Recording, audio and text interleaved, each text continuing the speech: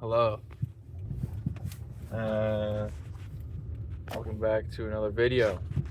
It is December 11th, 2025. It's like 2:25 in the morning. I just got back from vacation in Costa Rica, and I've been itching towards making a new video about just some thoughts I've been having in my head.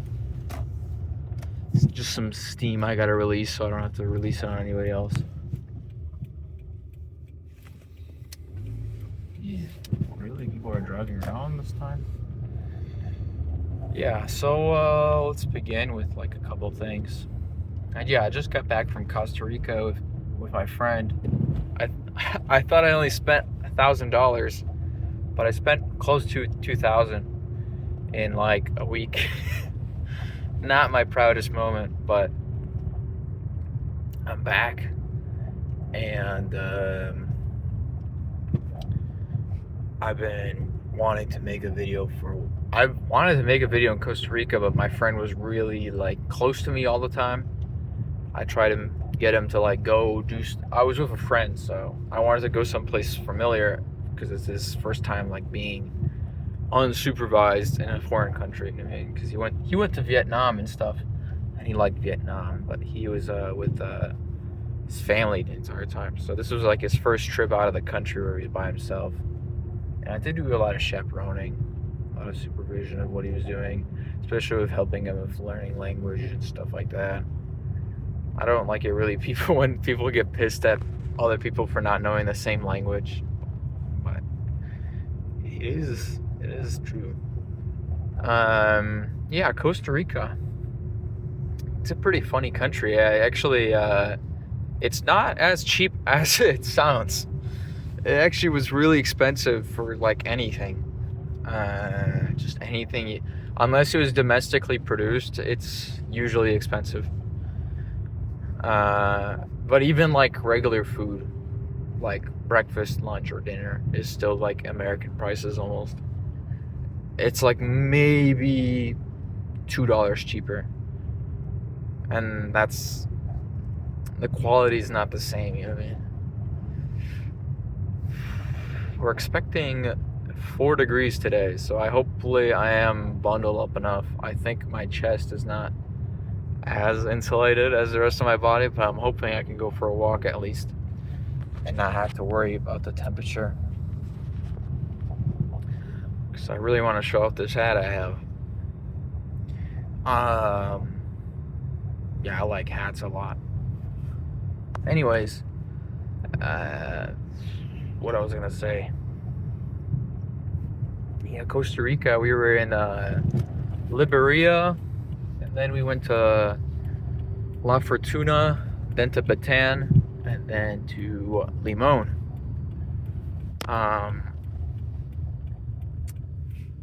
A lot of these things I say on my channel is a lot about culture and race. There's definitely a different culture in Costa Rica from just east to west, or from west to east. Like Liberia, there's very few like homeless people. Very few homeless people. Everyone's working or relaxing.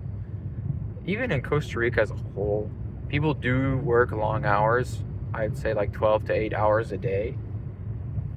And then they work 6 days or 5 days a week, always. But the level of work that they do, maybe it's because of the temperature or something, but they don't really do a good job, or they're just not working all the time, if that makes sense.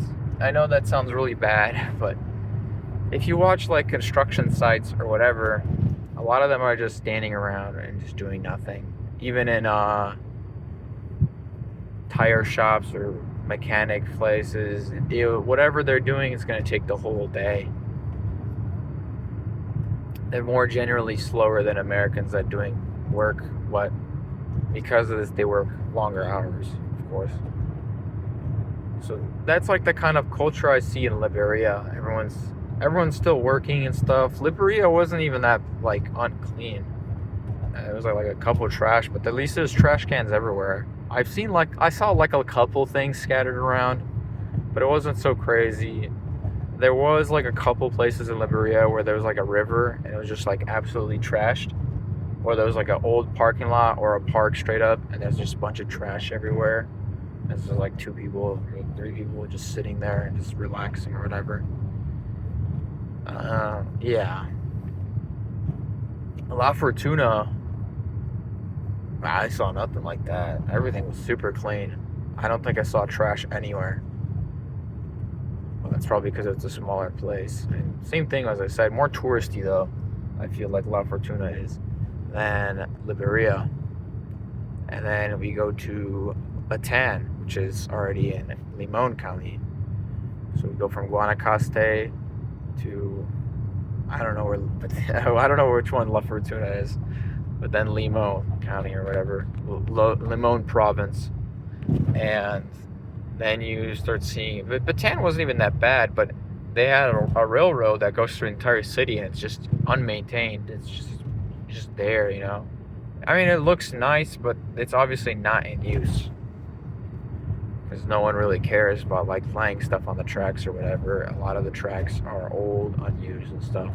And then you get to Limon.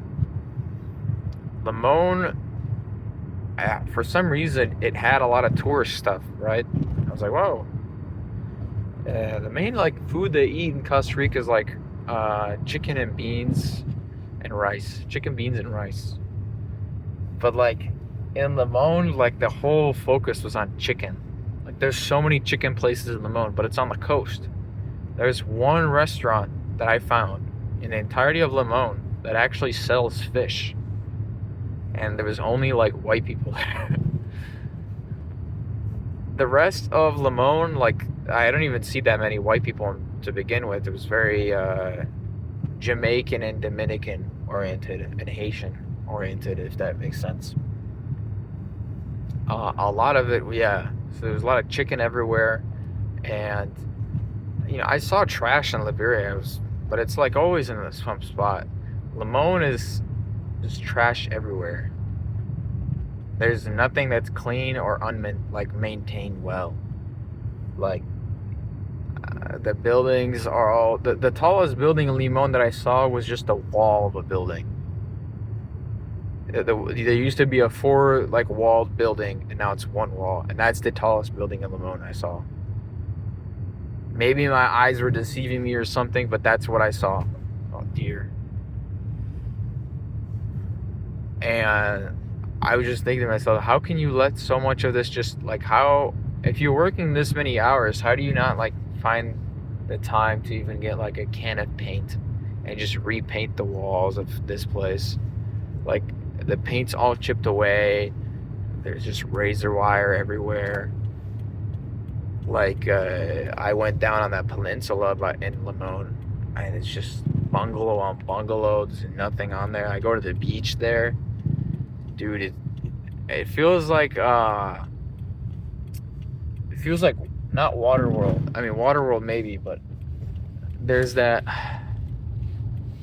I think it's Waterworld. There's this one like movie, a Disney movie or something about like a civilization. Like the sea levels have gone up so much that people just live on like rafts or like oil rigs basically that are mounted on the sea. It literally looks like that. Like everybody has like these like rusty metal shacks everywhere. There's trash everywhere, and there's like. There'll be like a park sign, right, that says, oh, this is for the people of this town, and this is a park donated by the Costa Rican government, right? And it looks great, right? Or it looked great, but like everything's unmaintained. Even the soccer goals, they have no nets. Some of them are stolen, and on the beach there's trash everywhere. There's like tires on the beach. There's car seats. Just garbage everywhere. And it sickens me a little bit. But like at the same time, like when you look around, who's living there? It's the only time I smelled weed in Costa Rica. They were smoking under the bridge there. The Jamaicans and the Costa Ricans. And I got asked like several times if I want some, and I was just like, no, I do not care for that. I do not want to smoke weed. But they were obviously Jamaican. They had those Jamaican hats that would hang low on your back. It's like like a long beanie or whatever. They had dreads. Obviously, the Jamaican. They were speaking patois as well, so don't, you know, I know what I'm talking about. So, me and my friend, we decided to eat some chicken, some pizza, and these people would just drink soda all day. There's so many fat people in Limon. I've never seen so many fat people in Costa Rica. In Liberia and La Fortuna, if you do see a fat person, it's usually a woman, and she's usually like pregnant or something, or with like kids. She already has kids and stuff, or she's old. In Limon, like, I think everybody was fat. Like, everybody that didn't work for like the police, I think was just fat, or like overweight at least. It was really disgusting. It felt like I was in Southside Chicago. Just so many fat black women everywhere, but they just speak Spanish instead. So that was a pretty eye-opening experience, because I never experienced that part of Costa Rica. I've only experienced the west side of Costa Rica, the Pacific side, and I was just like, wow, it's crazy. But it was a cool trip, but it was a personal experience. I also almost died. And I finally understand what PTSD feels like, kind of.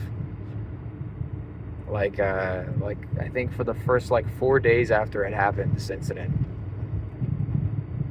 like the moment kept on replaying in my head, like what I could have done differently. Oh, what could have been worse? What could have been better? You know what I mean? And it just kept on replaying in my head that moment where I was standing on some rocks. It was really stupid of me.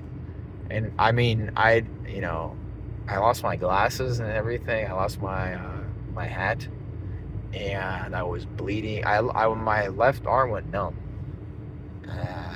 I fell on some rocks, and there was a big wave that like pushed me, and I almost fell into the water. If I fell into the water, I think I'd have been dead, like straight up, because it would have been in between a bunch of rocks, and it's where the waves go inside. You know what I mean? So if another wave hit, it would have just pushed me against the rocks, and I would probably get, scratched up to death unless I climbed out. So, and who knows what's under the water? There's obviously probably shallow and under rocks there, so my legs would probably also been definitely bled up pretty bad. But instead, I just fell on my arms and my legs. They got scratched up really well. I was really bleeding a lot. Thank God the adrenaline was there. My friend drove to, not the hospital actually. We just went to the pharmacy, and he bought a bunch of gauze and alcohol and patched me up. It was pretty good actually. He was a huge lifesaver in that moment, because I don't think I would have just went straight to the hospital, honestly. And we were just I remember we were just he was just bandaging me up on the side of the street in Limon, and like two guys, the only people that looked like that helped were there was a Jamaican woman, yeah, she also helped, but she didn't offer to help. She just said, I don't know where there's a pharmacy here. We had to like go and ask her and stuff. So,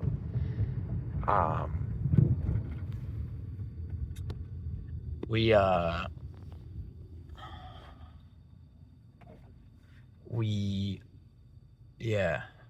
got helped by two other guys that gave us a knife and everything, and gave us water so that I can wipe off all the blood. It was great. It was a great help. Costa Ricans are really nice people. They helped me go through that. Yeah, it still hurts my left arm right now. It's been like a couple days afterwards. I don't know who's following me. It's weird. It's weird, like truck following me. Yeah, my entire left arm was like completely cut up. My elbows were all fucked, or like the area where it leads towards your, like the front part of your elbow. I don't know how to explain. They were also cut up and have huge like bruises and stuff. I didn't have any rock inside my injuries, so it was just like coral. So I got cut up on that coral, and I mean, the video was pretty crazy. And then I got busted up on my lip right here. The injuries are pretty fine now, but I remember I couldn't use my left arm whatsoever. Most of all, I lost my glasses, and I realized how precious glasses are, because without them I couldn't drive, so I had to ask my buddy to help drive. And it was a pretty crazy experience. But when we were taking photos on that rock, so that moment of when he was up there and I was taking photos of him, and then we switched, the tide was low, and then the tide went back up, then I'm up there and I'm like about ready to get posed for the camera, and then all of a sudden, like, it just hits the back of me, right? Like, it flings me forward, the wave. So with so much pressure, I actually didn't think water could produce that. Like, I've never really felt that, if that makes sense. It's a really fuck around and find out moment. It was a really eye-opening thing. Like, the first fling forward, and then I was like, oh shit, I gotta get low so I don't get fling forward again. And the next wave comes, and I lose my glasses and lose my hat into the water, and I'm blind basically. And I'm just like, shit, what the fuck do I do? What is this guy doing? It's a moment. Something. Why is this guy following me? This is not fun. This guy's been following me. It's not fun.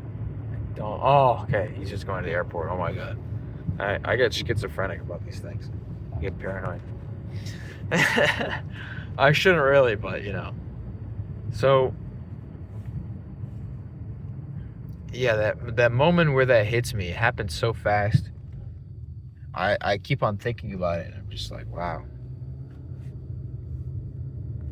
So many different outcomes that could have happened. I could have fell into the water face first and died, straight up. That coral could have just pierced my skull. Obviously, I would just die. It was a pretty slop fall. I have the photo of my friend, but my friend didn't take a photo of me, because I think he looked down and tried to get my phone on. I mean, thank God I didn't have my phone with me, So a lot of things, just like beam around in your head like ping pong balls. What could have happened? What could have, should have, would have happened? So, in the end of the day, I'm just really happy I brought my friend with. I'm really happy everything went okay. Yeah, and I think after that trip, that's when I said, okay, I need to start spending money on myself so I can recover from this. So I booked like a $400 hotel. I bought a bunch of snacks and shit to make me feel better. We bought a bunch of medicine, obviously antifungal stuff, antibiotics, blah blah blah. And yeah, bro, it was really shit. Even now, my everything's shit still hurts today, or like now. So, like, my left arm right now still hurts, like on the shoulder area. It was a pretty deep wound where it got in on my left, like, shoulder.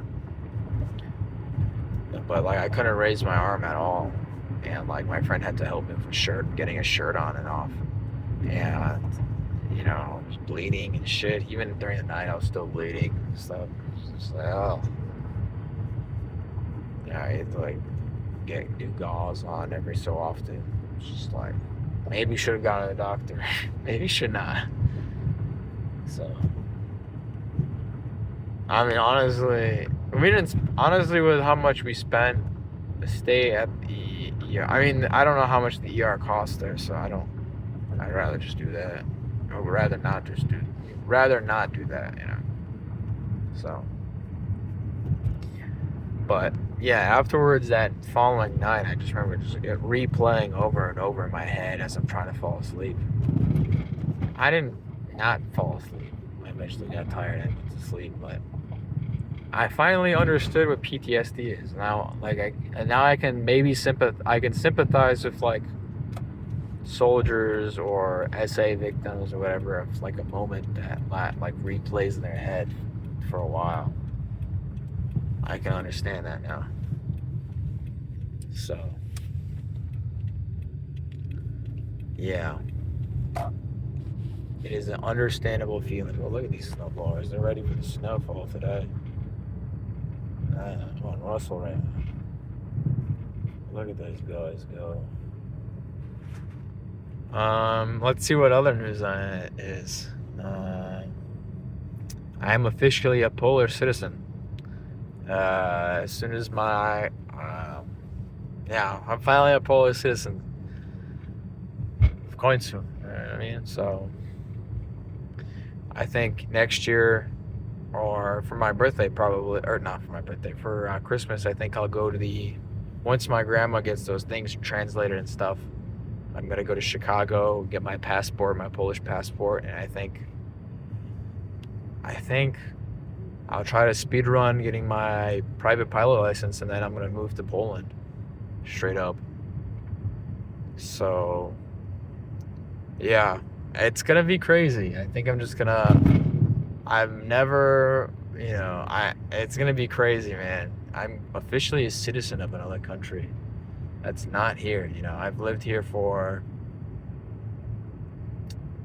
let's see, 22 years, yeah. 22 years I've lived in the U.S., so it's going to be pretty crazy moving over there. I don't know how anything works. What plane is that?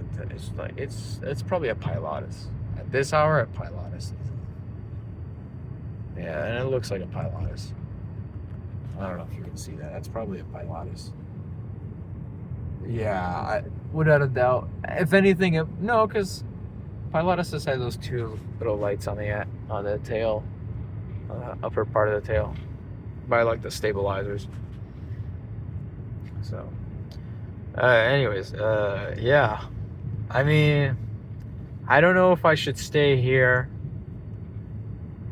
and still concentrate on getting the pilot license and stuff, and trying to become a pilot in the U.S. and then eventually transition to Poland, or just get the pilot license now here and then get a bunch of money, go to Poland, and then try to do a pilot license there. I don't know what I want to do, but I definitely want to go to Poland, like for an extended period of time. I'm not sure how I'm going to do this or whatever, but ultimately that's what I want to do. I want to buy a condo before I go there, though. Like, I want to get into real estate in Poland, maybe. So I don't know, man. I don't know. Everything's all the I have all the cards right now. The deck is full, and I need to draw cards. The deck is full. The game just started, or is about to start, and I just need to start drawing cards and see what lands. You know what I mean? So I can't wait. Great things are coming up my way. Unfortunate that I had to spend so much money recently, but it's just the way she goes. It's just the way life goes. I'll make that money back. So yeah. How long have I been recording? 24 minutes is not even that bad. I got a lot of stuff out of the way. 24 minutes. What else is like big news? Nothing really. Other than those two things I just did. I'm really deciding whether or not I want to go to Barcelona with my friends, but I think I'm rather not go. Because I just came back from Costa Rica. My friend just went right after coming back. That guy that was with me just went to Barcelona. And I was just like, shit, I should have went. But then I'm like, I gotta work and stuff. I gotta go back to work and catch up with what's going on. Otherwise, I'll lose touch. Oh. You know. So, there is that, you know. What else can I talk about? I think, yeah, some pretty good things I've been talking about.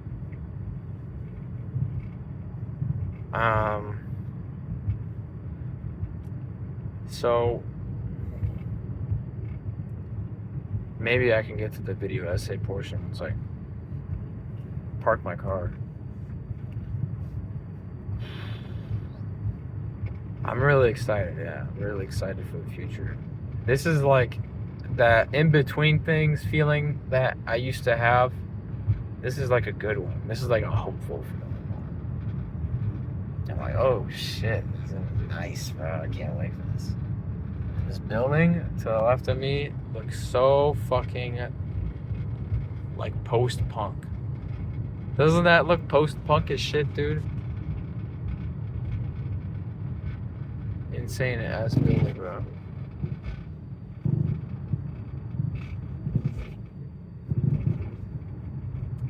What? Oh, that's probably just there. I was about to say, there's no way people actually.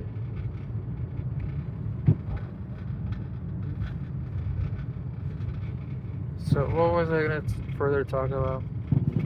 Let me think. I was gonna get into a video essay part, yeah.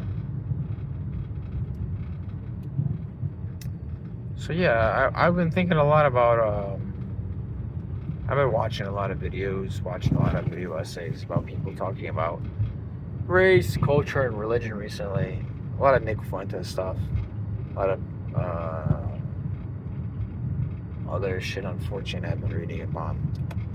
And I've been trying to get my mind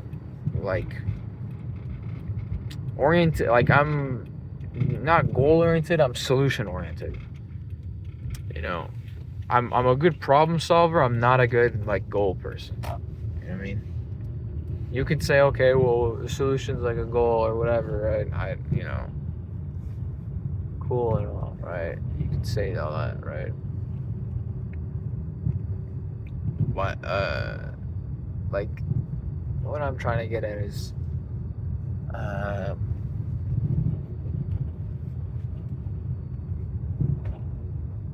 nobody's here, great. Another day, or a peace and quiet, maybe. Maybe I can go over there. I think I'll go over there. So I want to go on a walk. Yeah, I want to go on a walk. I've been listening to that stuff a lot, and I've been trying to get my opinion wrapped around. I'm like, how would you solve this? How do you even go about this? Okay, say you are like me, right? Say you are somewhat even.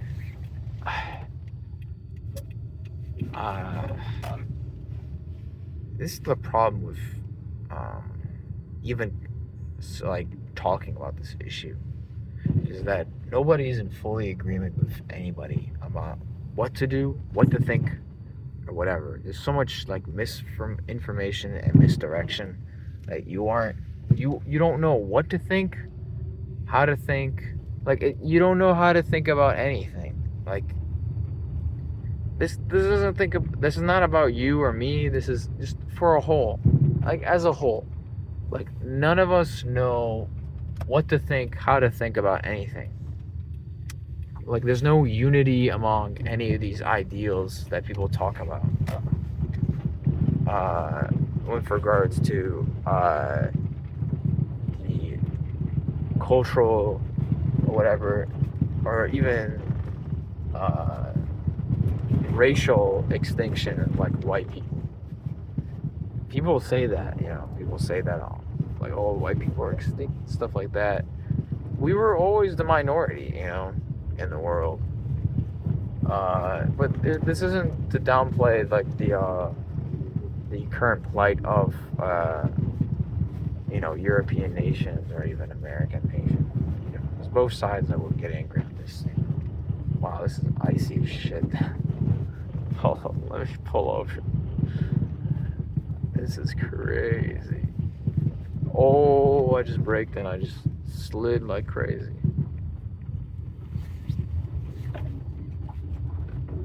Oh yeah, oh yeah. Yeah. So, what I've been trying to get at is, let me get my gloves and let's go out. Hopefully there's not too much on the other side right now. It's pretty fine.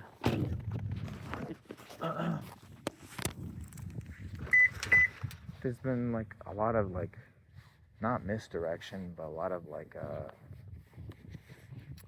how to say it, a lot of like,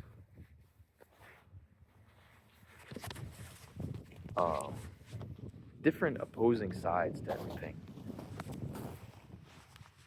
Different ideas and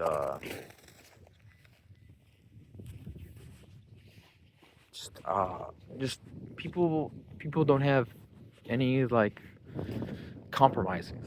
People are very radical and angry, obviously, right now, and they have a lot of opposing views about how to fix this issue, or even if it is an issue. I think it's an issue mostly because of the cultural. I think more of it is a cultural problem rather than a racial issue. There are a lot of cultures that mix pretty well with white cultures, like such as like Asian cultures. Like East Asian cultures are perfectly compatible with European like culture and American. It's not a like the word civilized I don't want to use because it implies that if another it implies it's a I don't want to say racist term, but it's a very like Eurocentric way of saying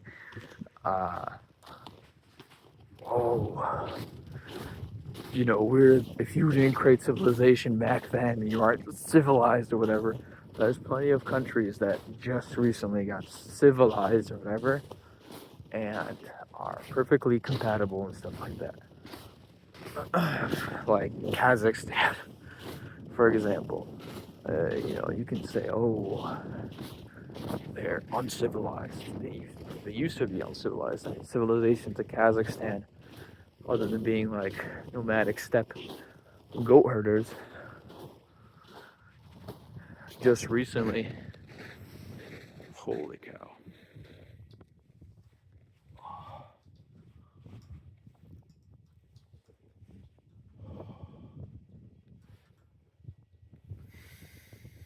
It's nice.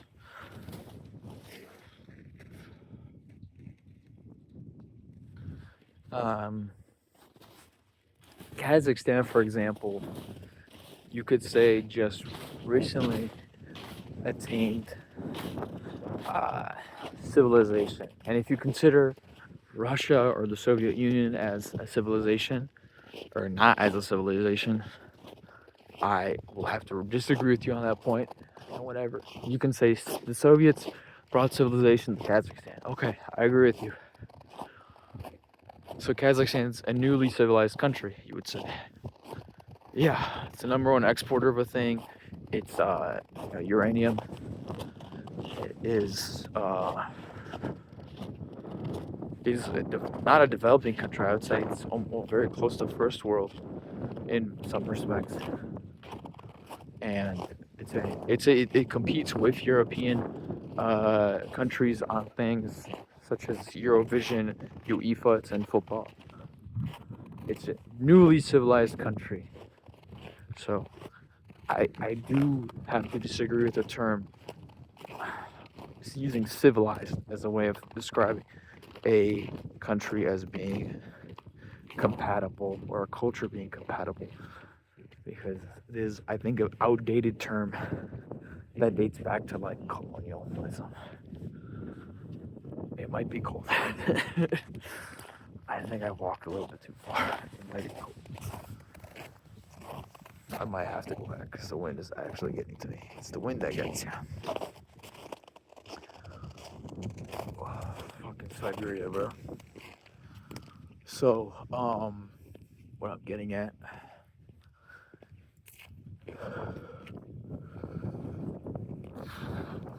At least my ears are freaking warm. This thing looks ugly when it's unfurled, honestly. There are plenty of. It is the main thing right now that's happening across the world is a cultural clash between. How do I even just make a word for this? For like, it's not inferior. I hate. Okay, I like using the word incompatible. This incompatibility of cultures. Like, for example, Islam and Christianity should always be separate but equal. You know what I mean? Throughout history, Muslims and Christians have shown that we could be separate but equal. This has always been true. This is a test that's been going thousands of years, okay? And we've always consistently fought, if it has to go to it. Either fought or had to be friends. It's a very poisonous relationship we've had Christians with Islam. I always am the separate but equal thing where, you know, we can be friends, but we can never assimilate into each other's cultures without one having to be domineering over the other, because that's how strong the culture is of unity. That makes sense. Yeah, that makes actually really good sense. A culture is defined by its unity and ableness to resist assimilation by more domineering forces. A great example of that is my culture, actually, Polish. The willingness of the Polish people to protect their language, protect their religion, customs from Protestant and Orthodox and even Muslim forces, or even, you can say, even German culture, Russian and Ottoman. We've fought against that and kept our own, you know, because we had unity.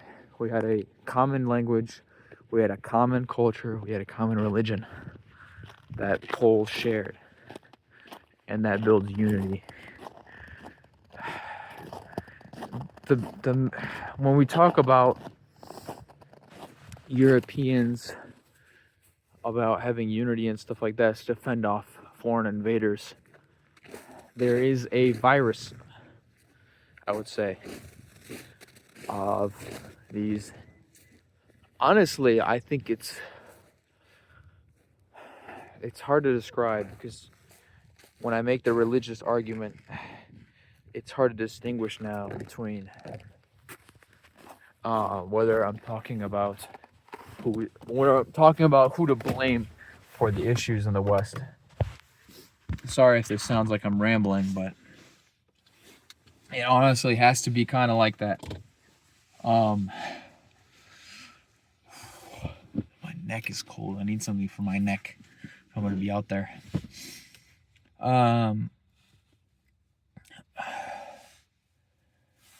Hold on, let me catch my breath. In order for the West to get this unity back, whites themselves need to find a common language, a common religion that they can share and defend themselves against these invaders. What that means is, how do you get people like us unified in a foreign country? How do Arabs, how do Nigerians, Igbo, or Hausa, and all these other tribes or whatever, or Somalis even, when they go to a foreign country, what do? They group up together, they share their language, and they make markets, they try to help each other out, and they refuse assimilation. Here in Minneapolis, I saw a lot of interviews of where Americans go to Somalians in Minneapolis, and they've lived here for 20 or 10 plus years, and they still don't know English. Their unity is that strong. Their anti-assimilation is that strong. Now, there's two paths here. If you want to assimilate a group of people into your own country, you have to break down boundaries. Now, see, this is where race comes into play. It's not about race when it comes to common culture. If Americans, they could be black or white and they still have a similar culture, right? You can be black American and have a different culture, or African American and be a different culture than, say, someone. You can be like from Baltimore and not be like the same as someone from a white guy from California, right? You know what I'm talking about. But if they're from the same place, they can have a common culture. Say like a guy like Nate Diaz or whatever, or like he's Hispanic actually. But like if they come up from the same neighborhood, they have the similar culture, they have a similar upbringing, right? The main way you can unify and assimilate other cultures is by being, one, domineering, which is what I was getting to, or two, influential. Um, and this worked back in the past. Number one, domineering. You have to be restrict. You have to be authoritative towards the other person's culture. So first attack their religion, first then attack their language, and then attack their race. Uh, that's what I would say is would be a game plan from a ethnocentric perspective, right? If you were to go around that, but you don't have authoritative control. So let's go through number two. Influential. How do you be influential? You have to be you have to influence the younger people that these people are eventually making to start assimilating into American culture by influencing them when they're young. So this means an education system. Even a little bit of authority you can spend on making it so that education is mandatory for anybody, right? And then you can educate the younger people to assimilate to American culture or whatever, or to your own if you need so. And then they'll to get too used to here life rather than back home. They won't intermarry anymore, and they'll become American, right? The influential was the game plan for a very big while, until the education system started to weaken. I feel like in America. Uh, how do I explain this even more? Because I am a witness to this. Uh, I'm gonna speak now from just an American perspective on things on the West. On the just the European side, I'll get into that later. On why the process of uh, multiculturalism and diversity doesn't work. Okay. In high quantity is what I'm trying to get at. This is also the bane of like white people. You can even say there's not really much unifying whites when they came here. I mean, a lot of whites fought with each other about things. We even considered Irish people to be monkeys at one point, or anyone who was Catholic as well. Same thing with Italians, because it's mostly Anglo-Saxon Protestant, WASPs or whatever, white Anglo-Saxon Protestant. Yeah, you had WASPs in America, and they controlled over everything. They made the laws even. So I mean, there was a reason white landowners were the only ones who were to vote. Because these WASPs took all the land and stuff like that. So from an American perspective, the cultural assimilation into Americanism, into being an American, worked great for white people, because the the cultural shift was not that great. Yeah, all you had to do was learn the language and religion. The race part you didn't have to change. The food part you didn't really have to much that change. Uh, it was just those three things, and not only that, the draw from other cultures was there. Oh, the draw now is more than ever from other places. This I should use a better word than draw. Um, the uh,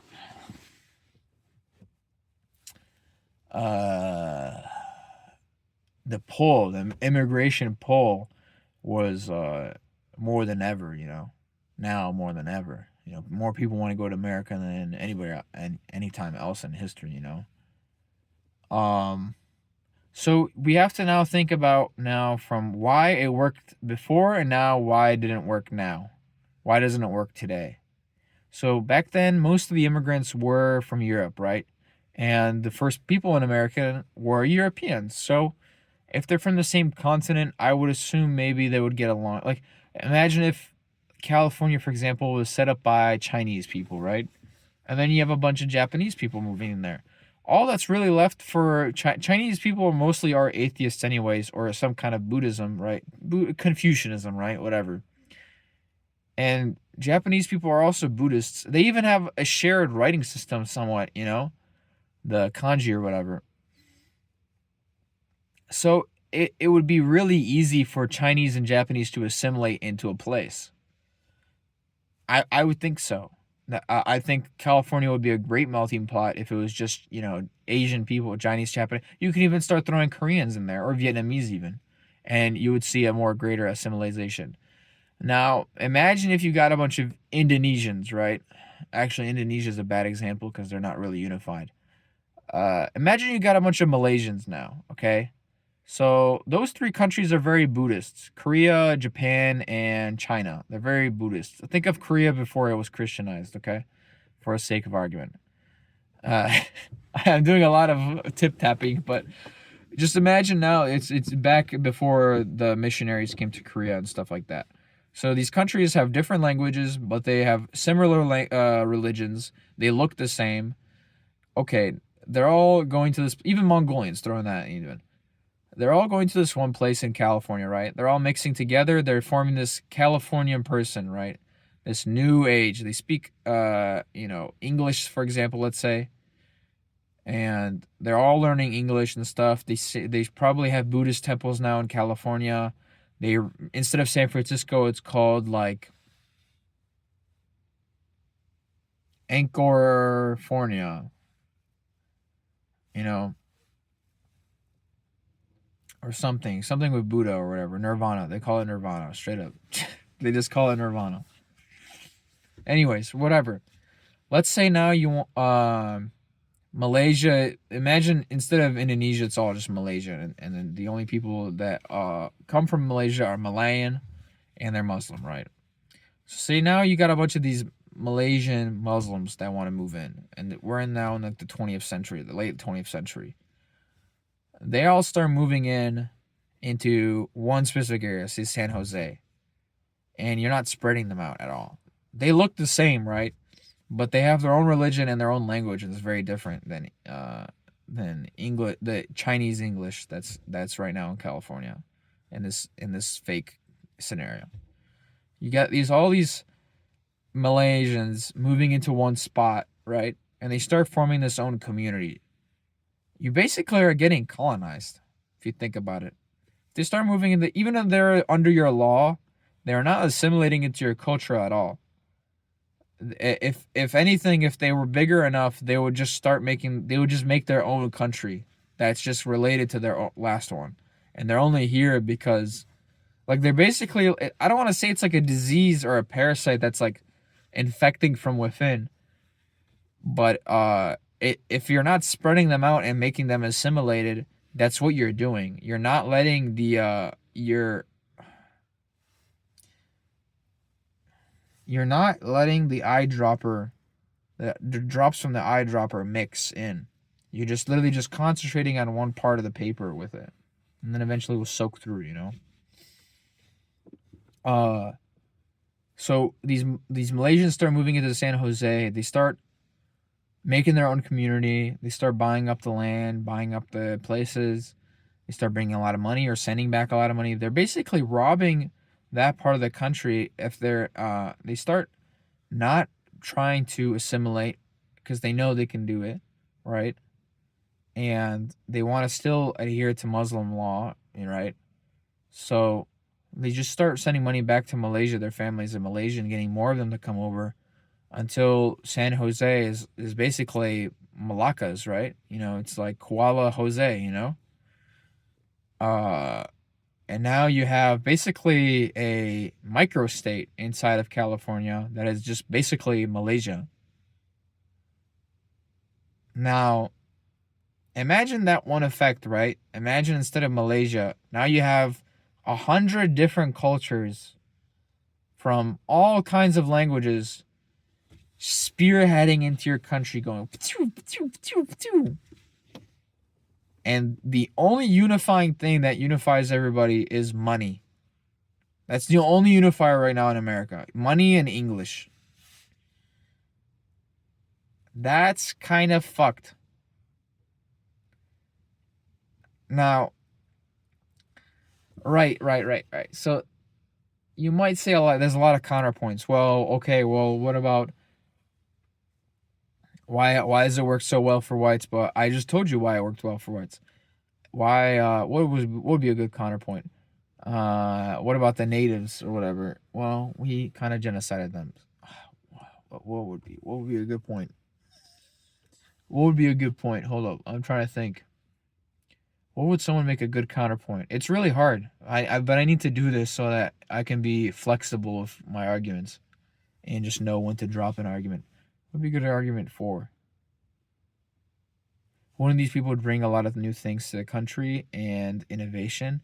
And if you're only selectively thinking, I think okay, that is good. That is a good point. I am shooting myself in the foot by not getting innovation into the country.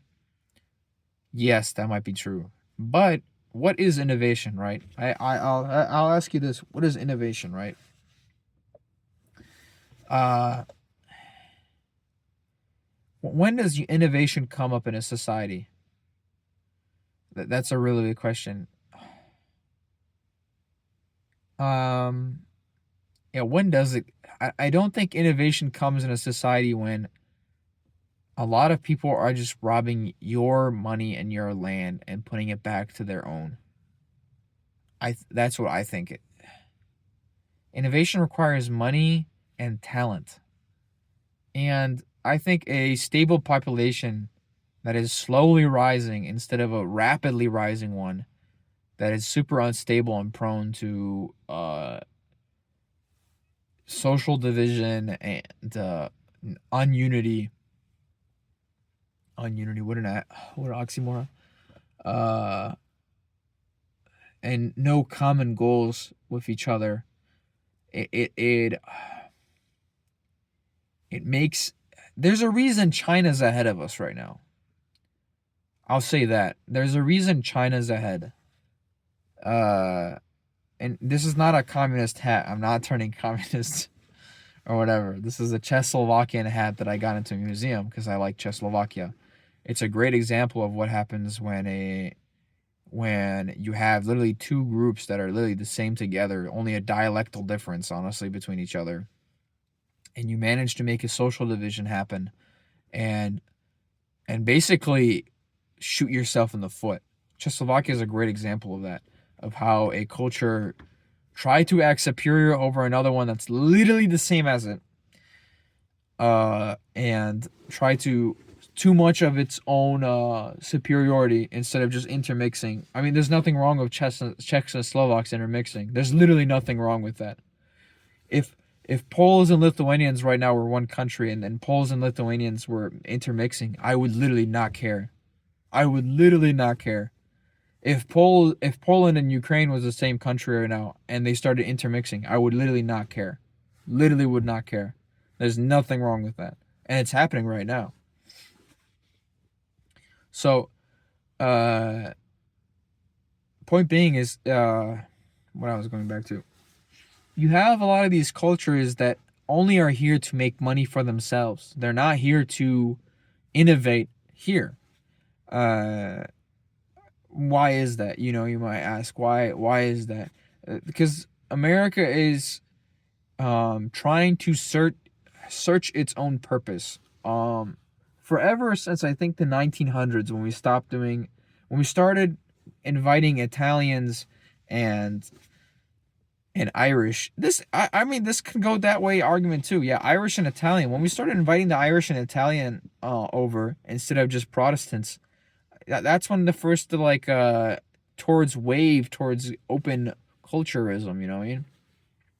Open to other cultures, open to other religions, you know, started happening. I mean, even the idea of freedom of religion, freedom of speech, and stuff like that. I mean, freedom of speech, okay, but freedom of religion, instead of having a common religion, is already shooting yourself in the foot, you know? You should have a national religion, I'm saying. You should have more features to have more unification. But Kevin, America has created so much. How can you say we were not unified? Because we were blessed by the land. We got rid of the people that occupied this land and we were blessed by the land. That's why we were able to fund and grow so much. And now that land has stopped giving us the same amount or has stopped growing as much in money as before. And that's why we have to now go to other countries and fuck with them. I think is the main reason America has prospered so much. And we're finally getting the tails of that experiment that we tried in the 1900s of trying to be accepting towards other religions. And now we're getting, you know, we got Catholics in the country. I mean, really Catholics? Wow. I mean, that's crazy. You tell that to someone 200 years ago. You have a bunch of we have a Catholic majority in the country. They would actually like lose their minds. We're gonna have a Catholic majority. You know, they actually lose their minds. Um, yeah. Not to mention yeah. If you told them white Protestants are going to be a minority in this country, you know, the people 200 years ago would actually lose their minds and laugh at you. Uh, but anyways, what I was saying is, the American experiment is devolved around money. Uh, you know, innovation. Yeah, I mean, I like this word innovation that people bring up. Oh, all these scientists and engineers. We can just bring them in selectively whenever we want. What do you think Operation Paperclip was about? You don't think we do like civilian kinds of Operation Paperclips? You don't think our own companies will just bring in people and just bribe the US government to bring these people in? Or even contract them, have an office overseas and just have them work over there for American money? I mean, really, like, these people think these people need to come here, multiply, and then steal from our country in order to innovate our own, when it's not the way around. Or they feel the need that they need to bring their food over. No, they don't need to bring their food over. Why? You just need the recipe, okay? You don't need the whole people, okay? I know this sounds very xenophobic, but it's just the truth. Why do you need the whole shebang? You know, it's not that hard to copy from other countries. We've copied things from many other countries. I mean, we copied so much during World War II, just to begin with. Not to even mention the Cold War. I mean, China's copying from us right now, and they look. As soon as the military complex stops having so much money divulged into it, there because I think that's what makes America right now the most amount of money is either is cars and electronics and military right now. As soon as China copies everything and becomes the global military supplier, I think that's when American hegemony will start going down. I think once China catches up with us, then I mean they just reached 1 trillion market surplus outside of our own, our outside of even the tariffs. We have so many tariffs on them, but they just reached a milestone of 1 trillion trade surplus. I mean, I am not a big I don't like China at all. I don't like Chinese culture that much. I can appreciate Chinese history. I like Chinese history a lot. It's very rich and diverse. But I don't like how Chinese people think, really. Uh But you have to acknowledge that China, whatever they're doing, is working. They're ethnocentric Han Chinese. They're Uyghur genocide right now. They're letting in only Americans into like select cities that are like economic trade free zones, like Shanghai, uh, Hong Kong, and all that. There is for success. China is set for success. People talk about all the time about, well, China, oh, is this, oh, China. All that takes is China to evolve its culture to be more safe or whatever, or to be more whatever, and they got white people beat. White people have plagued themselves with this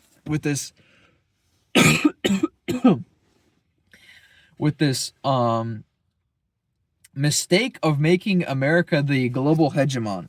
Imagine if we made Nazi Germany the global hegemon. Nazi Germany during World War II outpaced the U.S. in GDP. Just think about that. Just think about that. All right, all right. I'm not a Nazi. Okay, I'm not a Nazi, but just think about what one country that is 3 times as small as the U.S. Right? You have the U.S. peak wartime economy. Right? We're exporting to Britain. Everyone's buying our military, but yet Germany is outpacing us in GDP. How? Right? Oh, GDP is just a fake. Hold up. Hold up. GDP dictates a lot about how a country's well-being is doing in regards to its economic vitality, not by its people's well-being. I'll say that. How is it that such a small country is outpacing us? The U.S., right, with all of its factories going. We had Ford, Chevy, Dodge, all full-blown shitting out stuff, bro. Shitting out stuff, all right? All these plane companies, Boeing, Douglas, everything shit, Sikorsky, everything shit, Bell, shitting out stuff. Shitting out stuff. We're making an all-time naval production. Everything's all-time high. Yet Germany's outpacing us. How? Because they're unified. They had the most successful experiment in unification through ideology. Not only were they successful in, I don't want to say racial purity. Racial purity is such a small component to this. You can have a bunch of people unified regardless of race, I think. If you have them unified on religion, culture, language, you're basically 3/4 of the way there. I mean, I think 3.5 of the way there. 0.5 is like genetics and race, honestly. That will always intermix with time as long as the path is set. The coordinates are set. It's like the coordinates are set. You have culture, language, religion, right? That's like the 3 main coordinates you input into the rocket, and then as the rocket goes, when it detonates, then you have like whatever race prevails or whatever color it may be. Who cares if it's brown or whatever, right? Who cares, right?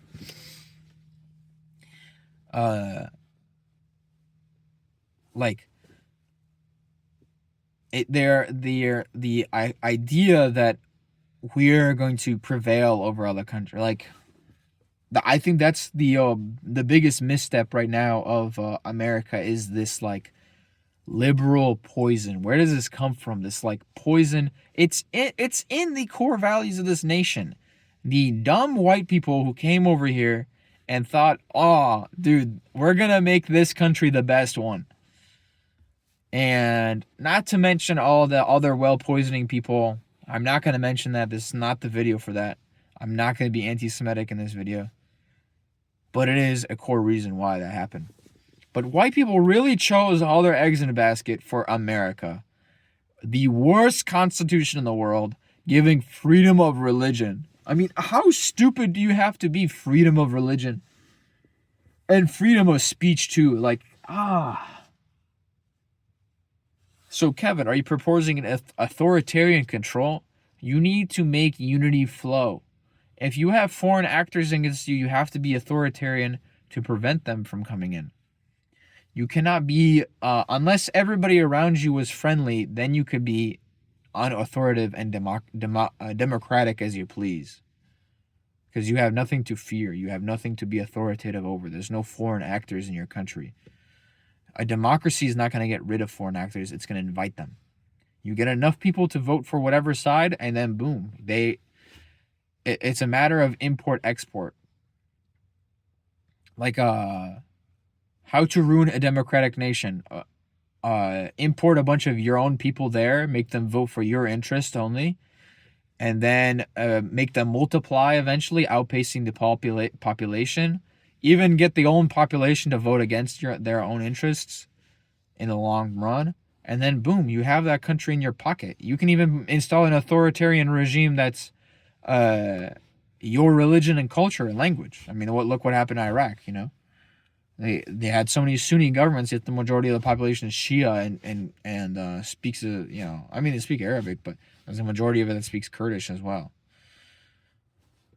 The Ottoman Empire had so many different Arabs, but the majority of the culture was Turkish, you know? Even some old freaking Arabs, they even know Turkish because of the old regime. I remember my freaking friend told me that. Like, his grandpa knew Turkish because he had to from the old regime, the Ottomans. So it really is a simple matter, okay? Now, how do we do this now? Okay, now we go back to reality. Okay, Kevin, me and you, right now, we're vibing. Okay, how do we solve this issue with the West right now? How do we solve this? How do we solve this? First, you need to start with immigration. You need to start making immigration hard. You need to have more of a unification test. Because you can allow it. I'm not saying immigrants are bad. If someone really wants to come to your country, they will learn the culture. They will assimilate into your culture. You need to sprinkle them out, though. You need to avoid ethnic enclaves. Now, okay, there is an ethnic enclave in your country. What do you do? See, I asked ChatGPT this question, and I kept on asking it, what happens if these people are unable to assimilate into your country? And you would have to start a program to disjoint that the community. You have to reduce, first of all, more inflow. You have to reduce inflow, and then you have to control their education. You just have to do that. That's the first strategy, I feel like, is I call it a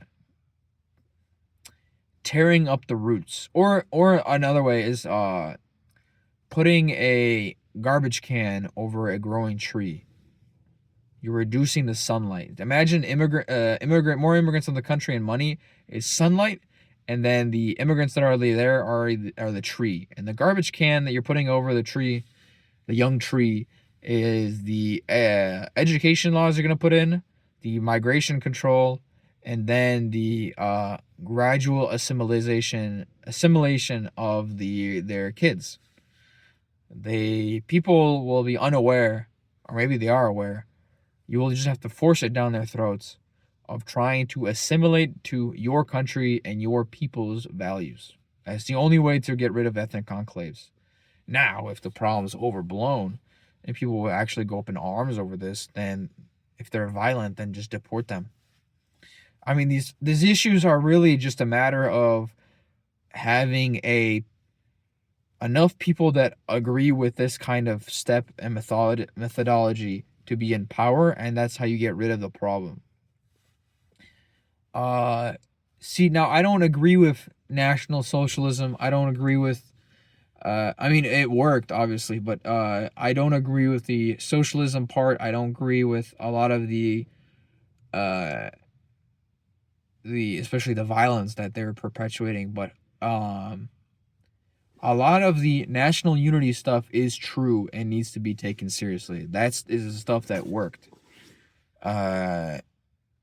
In regards to sociology and stuff like that, I would really like to debate with someone about this because I feel like my beliefs are too unchallenged. I need to have them challenged. I don't like having such a unchallenged perspective on the world because it makes me feel arrogant, and I don't like that. I don't like it when I get arrogant because then I can just like yap about something and oh yeah, you have to believe me now. I don't like that. I like being knowledgeable about things I'm passionate about, and hearing from other people that are also passionate about the same thing. So I would like to understand more perspective about this issue, about how to progress in a society. I have not yet seen an experiment, a sociological experiment of multiculturalism working. Every country that has performed multiculturalism is failing. I feel like is failing, stability wise, social cohesion wise, and ultimately in the long run. I mean, there's a reason Russia is still Russia doesn't have such like massive protests against this stuff, because people are so the government's so authoritarian that people are just too scared to do anything. The government just does it as it pleases. I think honestly, Russia is an interesting case because they are doing like Russification, right? But it's very dated. It's very dated, and I don't know if it's like neo Judeo authoritarian, like the movements that you see with like AFD and stuff. How they're very pro, oh Germany, oh yeah, we need to restore old values or whatever, and then they're like donating money to Israel. I see, like I see the same as Russia almost, but then they do stuff like the I think the method just carried over. Honestly, the method from the Soviet Union carried over, because I think when it was the Soviet Union, the autonomous republics, they were given autonomy, but the core regions that were inside, right, they were undergoing Russian colonization still, of like having only Russian only schools and stuff like that, and the smaller ones were being I mean, even during Stalin, you can see it, how much Dagestanis, Ingush, Chechens were deported to like fuck knows where, right, in Russia, in the middle of Siberia, right, and how many died. Even Ukrainians, they got deported to somewhere in Siberia, and there's like random Ukrainian communities in like Novosibirsk and Amur or something like, or Khabarovsk, sorry, Amur, and Khabarovsk, or yeah, or even Vladivostok, yeah, you know. So I don't think of Vladivostok unironically though. But you know what I'm talking about when it comes to this stuff. Even big countries like Russia are trying to be like China. They understand the method, but they know that the international community is always watching, and the international community is still peddling these the only reason that the international community is peddling these things is because it provides them money. That's what I think is the main motivator why multiculturalism is so popular with and why you see it in the media all the time, is because the people who want it want money. They want to do open banks in foreign countries. There are only 7 countries in the world that don't have a central bank. It's Iran, North Korea, it was Sudan, or it is Sudan. Sudan, Afghanistan, Iraq, Iran. Yeah, a lot of these countries did not have a central. You saw how quick we were to, when we didn't like Russia, when Russia started going against us, we were like, yeah, your money? Yeah, your money is ours. Yeah, your money? Oh, you have money? Yeah, it's ours. Now, why can't we do the same to Iran? Why can't we do the same thing to Afghanistan, you know? These are very simple questions, you know? We just want everyone to have everyone by the balls. Venezuela is another country. Venezuela, Cuba, every one of these countries, if they elect someone we just don't like, we just take all their money away. If they don't like multiculturalism or whatever. And we only promote multiculturalism because it gets more people to this failing experiment that's called America. There's no innovation that happens unless it's through profit only. This is why everything feels fake all the time. Everything feels like every time you hear something innovative in the news, it's only just to sell you something. Like, we're not building rockets to Mars or anything because it can't make money. We can do it, definitely. I'm serious. Why do you think we haven't been to the moon? Because we realized it can't create profit. The only people that wanted to go to the moon were freaking Nazis that were unified and had this innovative mind or whatever. How silly of them. They want to spearhead humankind forward. How silly of them, you know? Why don't they just want to sell rockets for money to African nations and sell satellite service to them? I mean, really, when you look at it, like SpaceX, they just want people to join them and think they're gonna go to Mars, but really they're just trying to make constellations in the sky to sell Africans internet and fully more impoverished people. I mean, once you understand, I mean, like when you look at stuff from like the money perspective, I you can it's like the bell curve, you know what I mean? Like, everything from money. Actually, it's because of this ideal. It's because of the middle of the bell curve is all these people that saying, oh, the reason for the bad stuff in the world is because of conservatives. Oh, it's because of leftists or whatever. No, it's because it's just money grubbing people. The bottom right here, money grubbing people that don't want national unity and pure culturalism. I mean, really, the only question is there is that, oh, we don't want a homogenous society because we would lose a billion GDP. Oh my God! But we would be able to achieve so much as a society. Man, I mean, like, this is the only reason why you're having to accept these people from different cultures and stuff around you, because it it gets more people employed. You need people to work at the Amazon warehouses. You need to get people to buy more. I mean, it's really disgusting when you look at it. It's just like globalist, hyper capitalist. Let me put one more buzzword. Dystopian. Ah, yeah. Now I got all the buzzwords in. It's this uh hyper capitalist, dystopian, multiculturalist, globalist agenda. Perfect. This World Economic Forum thing. I mean, really, the World Economic Forum, when you think about it, it's just doing all this. We got to promote multiculturalism in places because we need more people to work at Amazon warehouses. And I'm sure as time goes on, you'll see the more consolidation of smaller companies. Like right now, Warner Bros. Got bought out by who the fuck it got bought out by? Like Netflix or some shit? Warner Bros. Warner Bros. Was buying out people before, and now they're getting bought out by like Netflix and shit. I mean, you're just gonna see this pattern more and more of just bigger companies gonna start swallowing more and more until it eventually turns into a monopoly. I think, at one point you'll just have this one company that owns so many like feeder companies, right?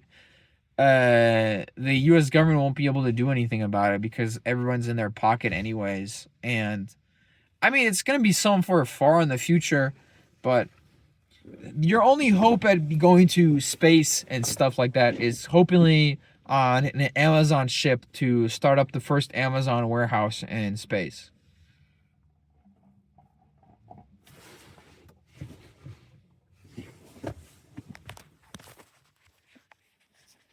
Your car. That was fucking weird. That threw me off. But I'm glad I got to the point before that guy came up on me. That was weird. I hope he didn't look inside and saw I was just talking to the camera for an hour and 20 minutes. See, I get schizo because there's fucking weird people everywhere. I mean, why would you do that? Why would you just... I'm sitting by myself in the parking lot. Why come up to my car with your lights off and then park farther away? What? Why do you weird me out like that? Are you trying to rob my car? I don't like... I fucking hate people sometimes, bro. I want to live somewhere where there's no fucking people that bother me. I mean, I'm gonna hate having a wife for a bit. You know. But I just need like a place where I could just talk and just be alone. I fucking hate this shit. I hate this shit. You know what I mean? I absolutely hate people gang stalking me. This gang stalkers. I'm getting gang stalked. I gotta get out of here. But no, I'm serious. I mean, it's just weird. Why would you do that to someone? You have to have an ulterior motive or something. Oh my god, my fucking windows. Give me a sec. But anyways, what I was going to talk about, or going on about, I mean, it's true. It really is just a matter of time before we start sending people to space so they can just mine asteroids and then just, or it's going to be for a profit. They're going to find a way to make money in space. That's the only reason for us going into space. You hear all about this stuff about I mean, I don't doubt there's people out there doing like NASA. I feel like is still doing all right stuff, but I mean, really, at most, what it's doing is just not like dilly-dallying, I want to say, but it's just like meandering, like it's just doing things just for the sake of it. I mean, the most recent thing I think I was excited about that NASA did was they sent finally a fucking probe to Europa. I really am interested in Europa, but I'm gonna be sad that I'm gonna be 70 years old by the time I figure out if there's gonna be alien life on there. But I think I'm gonna be 70 years old by the time we get something below that fucking surface or crust on Europa. Unironically. It kind of pains me, but at the same time, like, it's expected. You know, these things do take time to build and stuff like that. There's no funding towards it, obviously. Oh, they made a Dollar Tree over here. Oh, shit. You know, it doesn't surprise me. I'm not surprised. But like, there are genuinely people still out there. There's genuinely still organizations. I'm not trying to do a black pill thing where it's all hope is lost. Our culture is being diminished. Our culture is not being diminished. I do want to emphasize that there's not a white genocide happening. It is a economic crushing that is going on.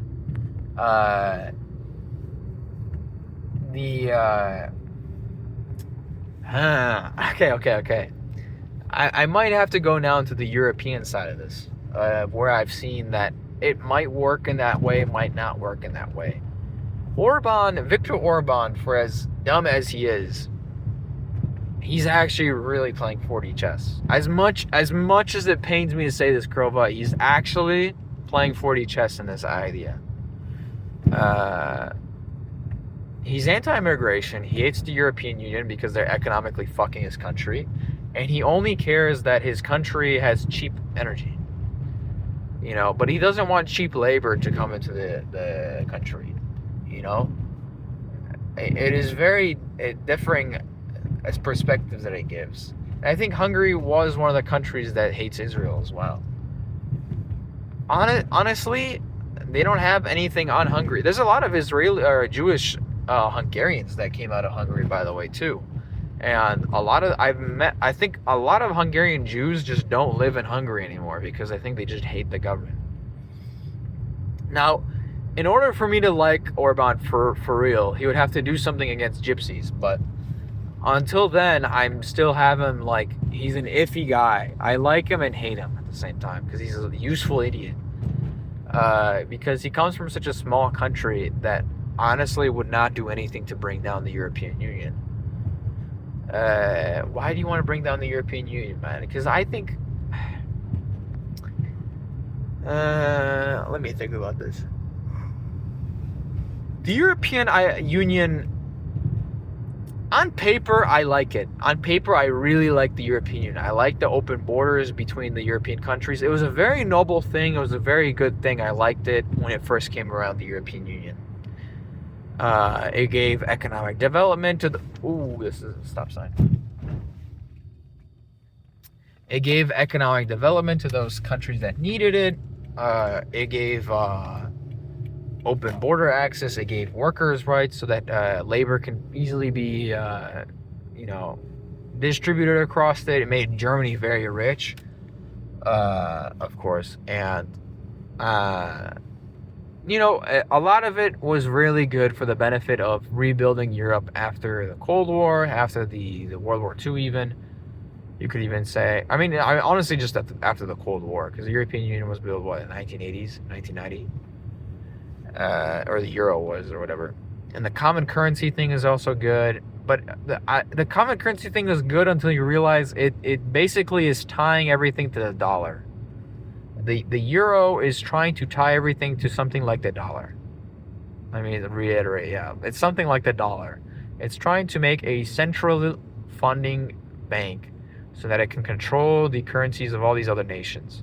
And Hungary has lucked out because it has not adopted the euro and it still uses the gay-ass forints.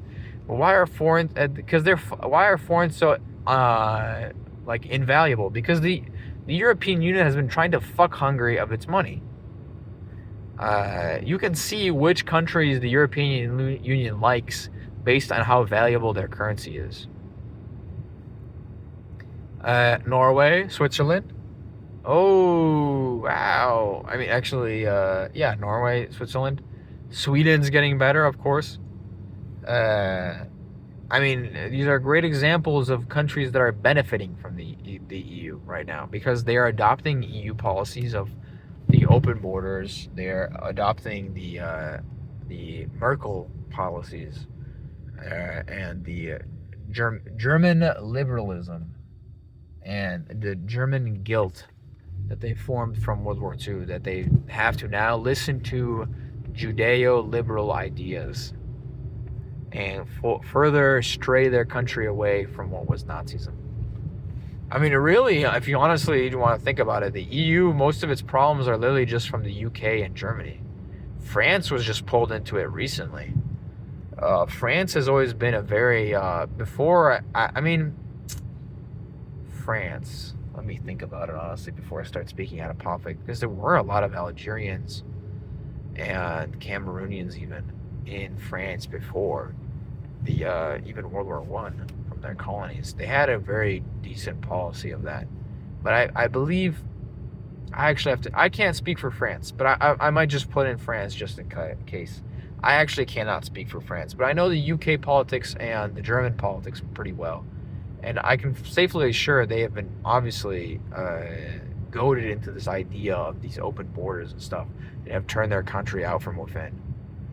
I mean, there's a reason London is not a majority white city anymore after being 90% white in 99% white in 1970 when the Beatles were playing.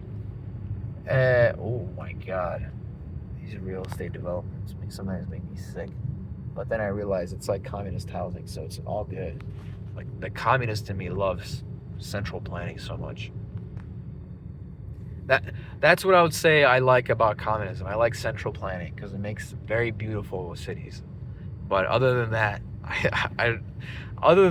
there's very other few things I like communism about. And for communism, when I say communism, I mean just like any country that claimed it was communist, but it was just really just an authoritarian socialist regime. Yeah.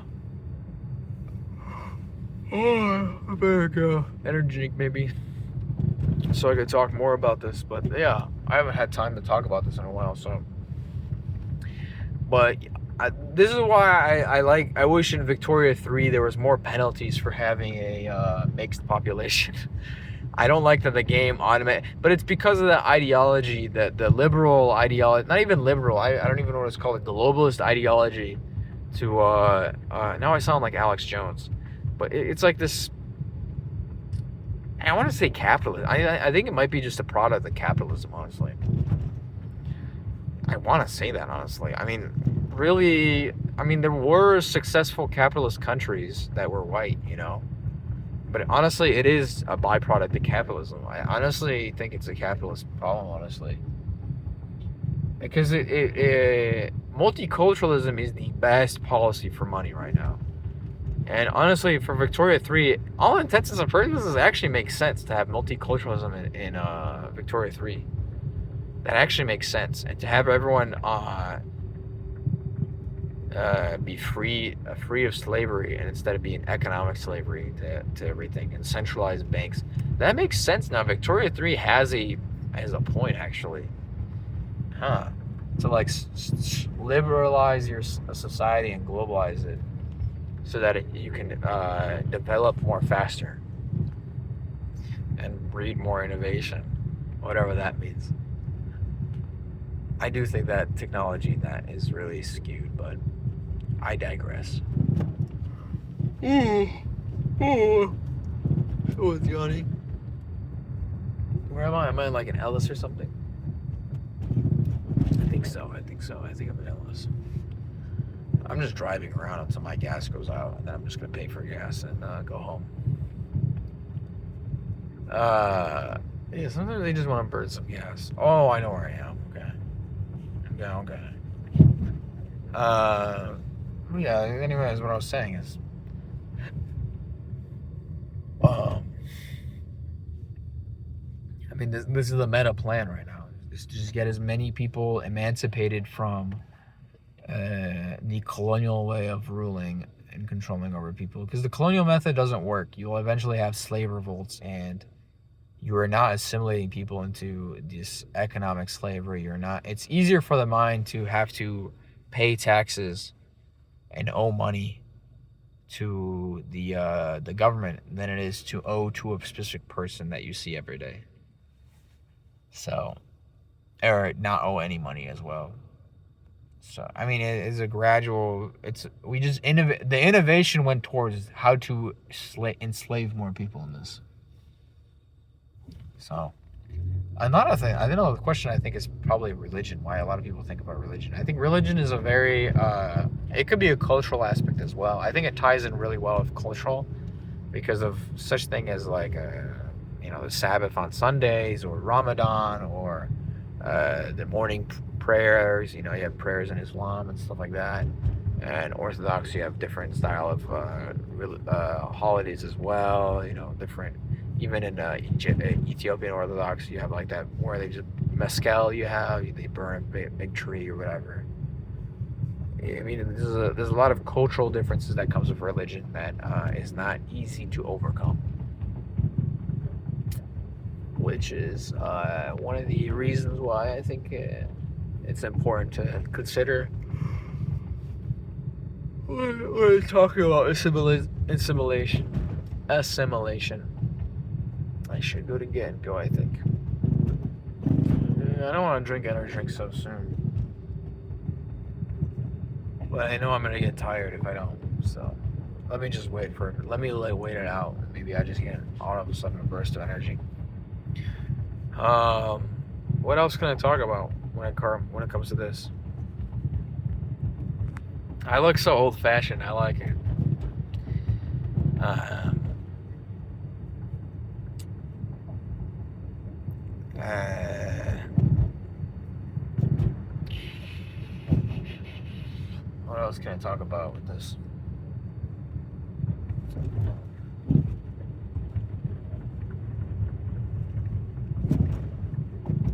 It looks like I'm going to a border crossing and I'm about to arrest you for something.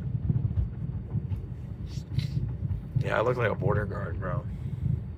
That'd be a cool job, honestly. I'm thinking about becoming a border guard in Poland, working for immigration. Because honestly, that's not a bad job. I mean, you just look at drones and stuff, and you're just in a car, and you're just like worrying about what's it called, immigrants. So that's not that bad.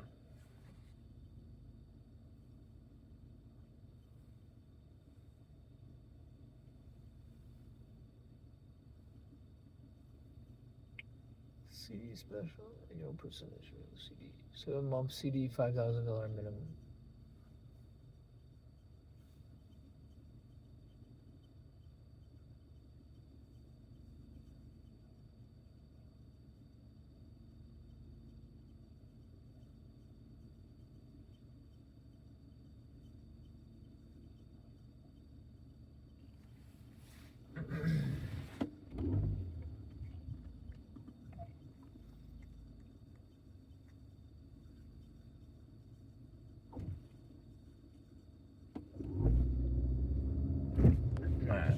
Sorry, there's a guy next to me. I don't like talking to the camera so close.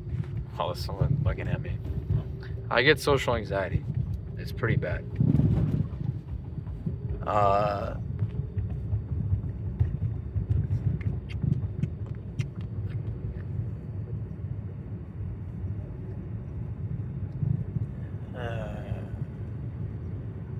Yeah. So, going back to what I was saying, how do you unfuck yourself from all this? How can I get out of this, right? Well, it all goes down to money. Right? Doesn't it go down to money? If you think about it, it all goes down to money.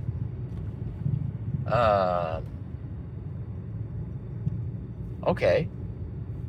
So you have these people at the top, right, with all this money, and they have this specific ideology. Now, I don't like saying this with such ease, as if it's such an easy thing, but just make more money than them. If the issue of the argument is there are enough people that believe in our ideology, but the issue is we don't have enough money to start impacting and influencing politics, because money is like the energy of the world. Just get more money. Honest to God, I'm serious. Just think about it. Just get your money up. If you are poor, if you are such a superior thinking person, right? If you align with my values, right? You know, you could be saying the same thing to me right now, but don't worry about what I'm doing. All right. I'm going to get money. All right. I'm just not risking with it right now. I'm saving up towards something. And if this experiment doesn't work out, then I'll start risking money.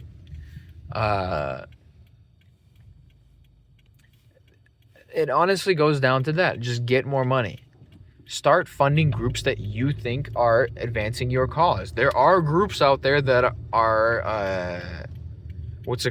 that right now are anti-immigrant. Everything I've described.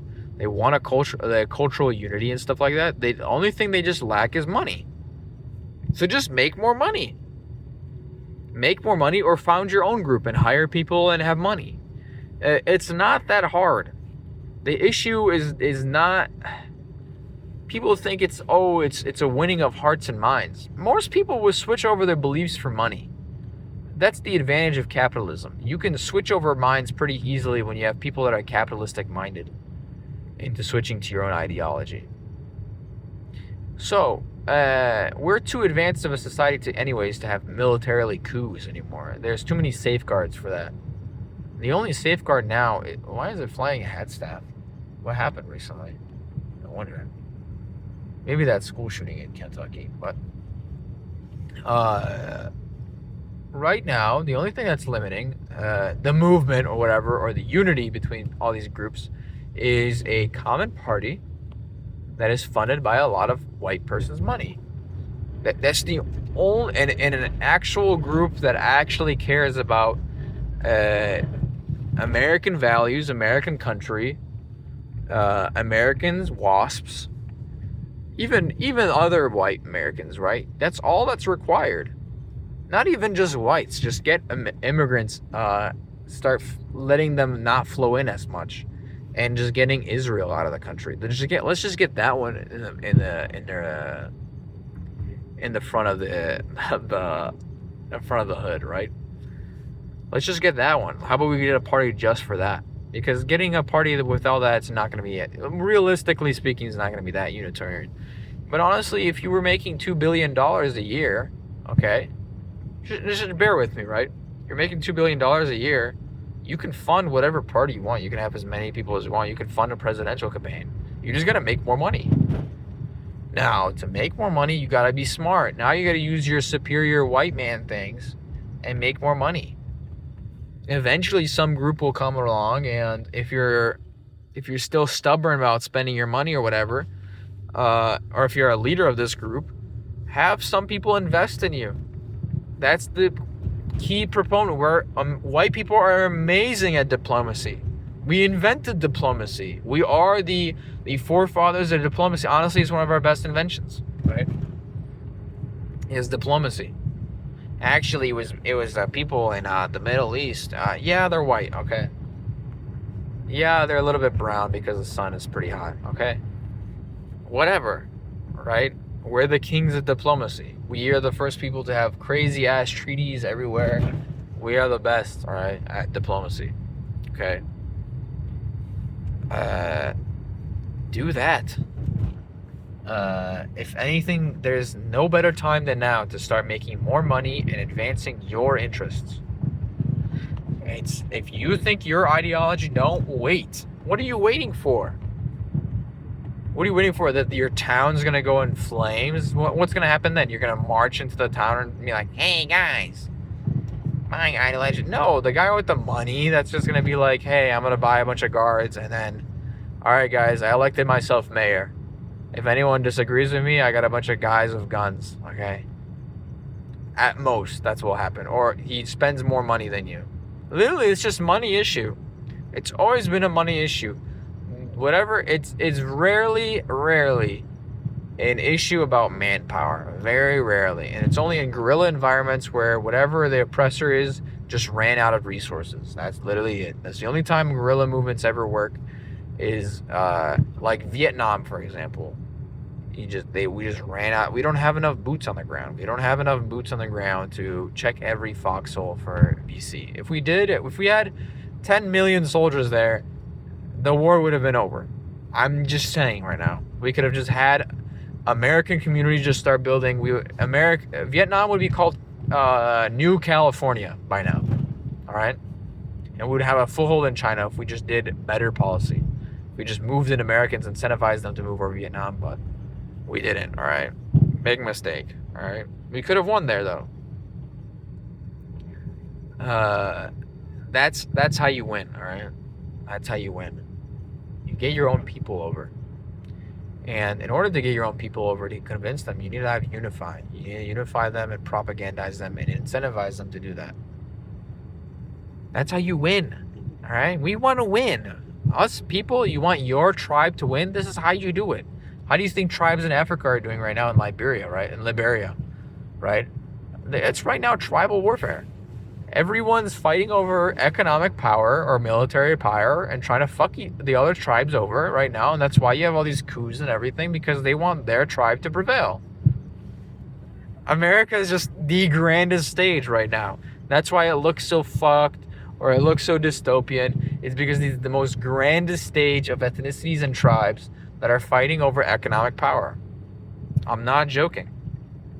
And it's the reason. It's the reason why it echoes is because there's so much money here, and because every tribe is here. Every tribe is here. There's not a single ethnicity that's not in the United States. I'm serious. There's not a single ethnicity that's not in the United States. So that's why when something happens here, it's echoes all around the world. I mean, you can say we're great for that reason, right?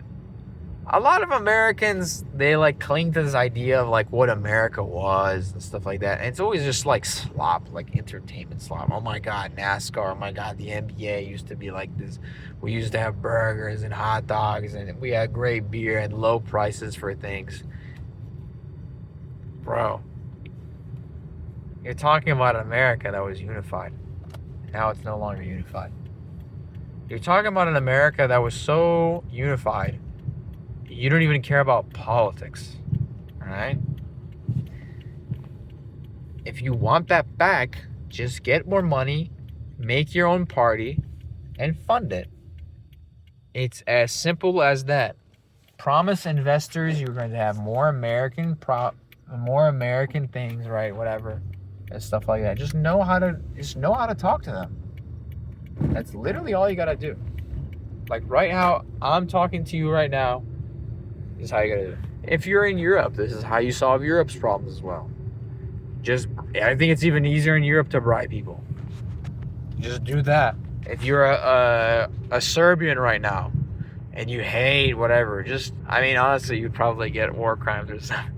You'd probably get behind a European commission, but that's why a lot of countries want to move out of the EU right now, Orban knows he's funneling all this money and he has all this hoarding all this money for himself because he's built up that platform. That's what most white countries got to do now. A lot of these countries have axed themselves in the foot with the democracy. But democracy, honestly, the good thing about having it in a white country is that it creates stability. Can you imagine if we had so many coups and like it was just a Spanish Civil War whenever some dumb communist thinks his idea is gonna work? Can you imagine having like a Spanish Civil War like every like 30 years? Actually, mind blowing, bro. Actually, would drive people mad. I think so. I mean, can you really imagine that? It's insane. Like your country having a civil war because there's a dumb left. Oh, this is Colombia. Oh my God, this is Colombia. Oh my God. Oh my God, this is Peru. Oh my God. Oh my God. Oh my God, this is Brazil. Oh my God. Oh, isn't this crazy? Oh, it's Ethiopia. Oh shit. Oh, it's Eritrea. Oh shit. I mean, oh, this is Congo. Oh shit. Oh, this is Angola. Oh shit. I mean, I can keep on going. I can keep on going. My ideology will rise from the ashes. Literally these people. Because you have a stupid authoritarian government in power and then you just get people, oh, this government, you convince the people that, oh, the government did this wrong, and then everyone just joins together, does some military coup, and blames the other side, and people are dumb. They're not educated, and they just, okay, yeah, that side was dumb. We can just literally just kill and rape them. Actual like primal behavior. That's what happened in Indonesia. That's the other flip side of the coin is the same way. That's why I'm not a right or left. I'm a realist. I am a third positionist or whatever. A fourth positionist or whatever. I'm outside of right or left. They're both. I know they're both sides of the same coin. Yeah. But honestly, like, if you have it's a simple thing. If you have an ununified country, you don't have people speaking the same language. You have people sending remittances back to their own home country. They're not learning your language. They don't care if this country gets better or not. If this country got worse, they just move to a different country. Why care for these people? I mean, really think about it. Oh, for an egalitarian thing? No, that egalitarian ideology comes from this university that's bought out by whatever lobby group, Why, like, it really is funny to see this happening. And it finally being like in my 20s to finally like unravel this idea in my head and have it like laid out now. I wish I had more opposing views to this stuff, but I don't know. Maybe more of my friends are worried about getting their money up right now than thinking about this stuff. And that's fine, Getting the money part is the part. I want that to happen. Eventually, there is going to be a party or a movement that represents American interests, and they're going to vote me to get kicked out of the country, and that's fine. If they want Anglo-Saxon Protestants to, as they claim this land to be, that's fine. It's the same thing happening in Israel. Israel inherited that land because it bombed the British embassies too much, enough times that the British Israelis, the British Jews convinced the British government to give them that land, and then they claim it as theirs, even though there's only 25,000 Jews that were living there anyways. Not even close to what the majority Arab population was. They convinced them that that's their land, and then they got their land, and now they're just kicking everybody off of it. I mean, it's simple. Sudan is the same thing. You got these Sudanese people convinced they're Arab, they're Muslim. They don't like the other tribes that are living on their land that's supposedly theirs, So they Arabize the entire country, they Islamize the country, and that's how you got South Sudan that broke away, because they're a Christian country. They want their own. They're Christian tribes that want their own thing. They still fight with each other because they're still tribes, still hung up on that tribe. That's a cultural thing, by the way. And that's how you set South Sudan to bugger off. And now Sudan's trying to do the same thing again to the rest of the Sudan that's still stuck to it. Honestly, Sudan's a really big country. I'm surprised it's Darfur has not separated from it. But I mean, eventually those Sudanese, the Janjaweed just got the largest oil field in all of Sudan.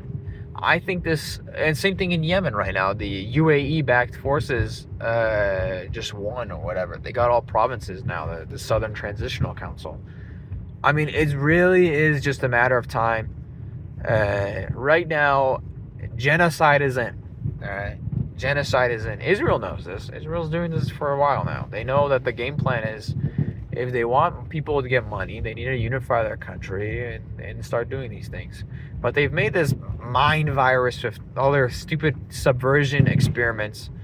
They've made this liberalism, this communism, this LGBT ideology, whatever.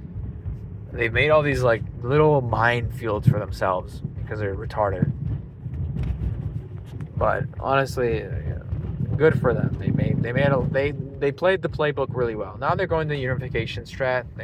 They did their little own part. They did their own little genocide. They'll start again soon. Don't worry about it. They're striking right now in Lebanon as well.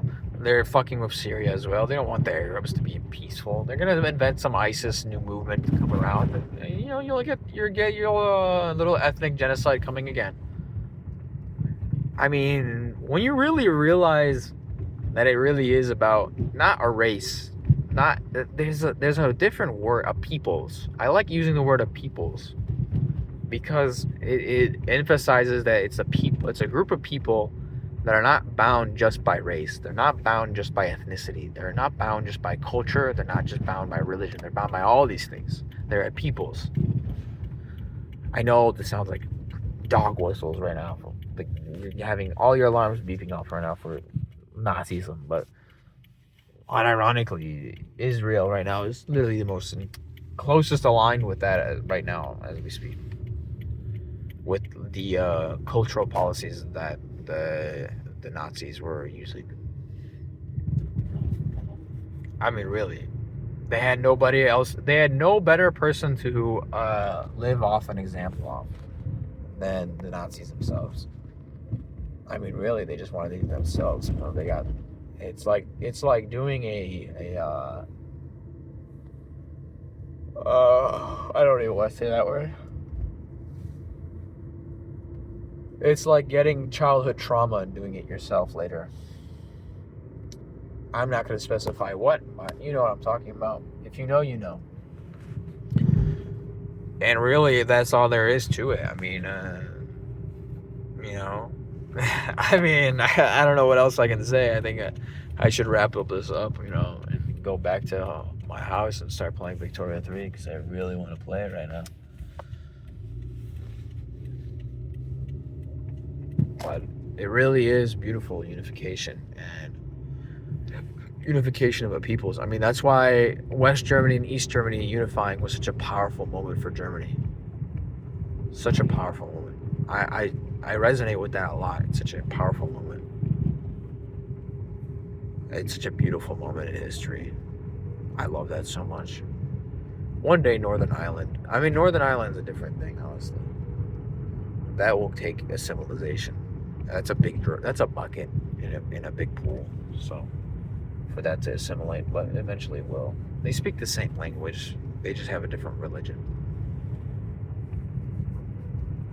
But I like unification. I like it. It makes the world united slowly. You need to do it slower. We unified way too fast. The technological progression of everything, and with regards to money, came about with like this 1960s, the pinnacle of all unified peoples.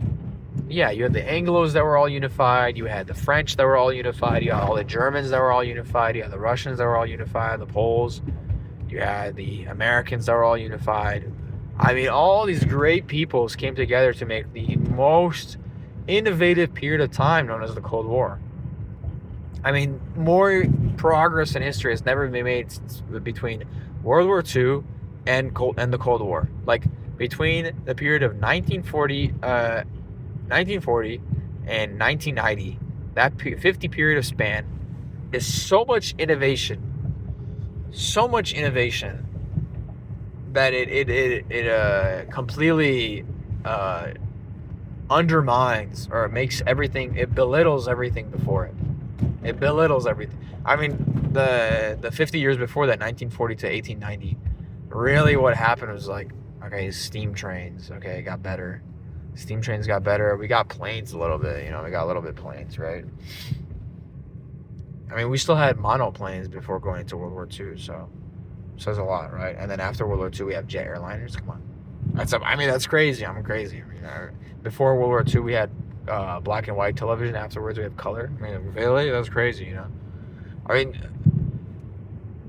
radars invented, sonar. I mean, such great things we just invented during that time. I mean, it really was a period of time that was super great. I mean, obviously the killing of all those peoples was obviously wrong. I mean, that's the point of why it was bad. But the Cold War was pretty good. The Cold War was a great time. You had like your own identity against another person. You were actively competing in a race against other people. I mean, that's why the Olympics was so alluring. Because you have countries all competing for the same goal. It's great. I love it. I love that period of time so much. I love it. I love the Cold War. I love World War II because of how culturally, I mean, it literally is the golden age of golden ages of technological progression and cultural unity throughout history. Too bad the end of the 90s had to fucking spoil it with fucking the EU and multi-banks, all this other cultural spoilage. Ugh.